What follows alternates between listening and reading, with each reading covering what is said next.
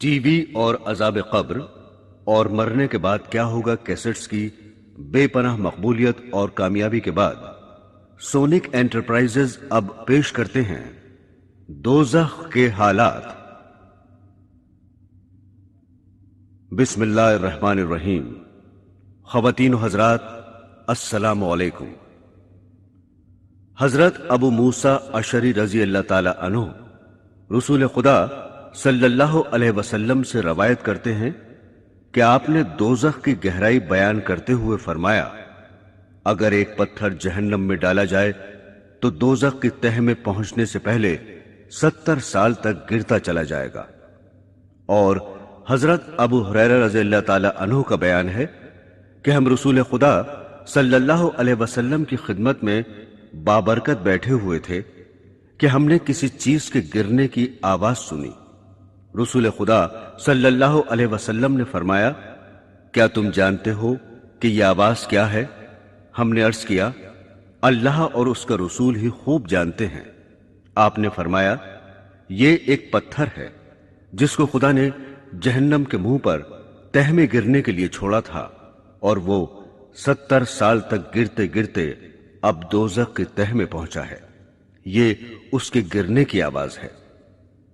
رسول خدا صلی اللہ علیہ وسلم نے فرمایا ہے کہ دوزخ کو 4 دیواریں گھیرے ہوئے ہیں، جن میں ہر دیوار کا عرض 40 سال چلنے کی مسافت رکھتا ہے، یعنی دوزخ کی دیواریں اتنی موٹی ہیں کہ صرف ایک دیوار کی چوڑائی طے کرنے کے لیے 40 سال خرچ ہوں گے۔ خود رسول خدا صلی اللہ علیہ وسلم نے فرمایا کہ دوزخ کے 7 دروازے ہیں، جن میں سے ایک اس کے لیے ہے جو میری امت پر تلوار اٹھائے۔ رسول خدا صلی اللہ علیہ وسلم نے فرمایا کہ دوزخ کو 1000 برس تک دھونکا گیا تو اس کی آگ سرخ ہو گئی، پھر 1000 برس تک دھونکا گیا تو اس کی آگ سفید ہو گئی، پھر 1000 برس تک دھونکا گیا تو اس کی آگ سیاہ ہو گئی۔ چنانچہ دوزخ اب سیاہ اندھیرے والی ہے۔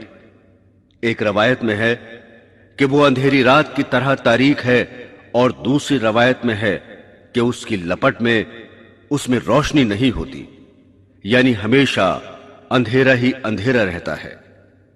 بخاری و مسلم کی ایک روایت میں ہے کہ رسول خدا صلی اللہ علیہ وسلم نے فرمایا، تمہاری یہ آگ جس کو تم جلاتے ہو دوزخ کی آگ کا 70واں حصہ ہے۔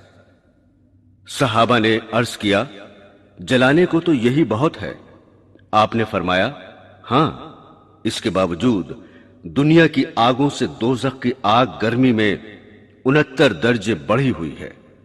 اور ایک روایت میں ہے کہ دوزخی اگر دنیا کی آگ میں آ جائیں تو ان کو نیند آ جائے، کیونکہ بنسبت دوزخ کی آگ کے دنیا کی آگ بہت ہی زیادہ ٹھنڈی ہے، لہذا اس میں ان کو دوزخ کے مقابلے میں آرام معلوم ہوگا۔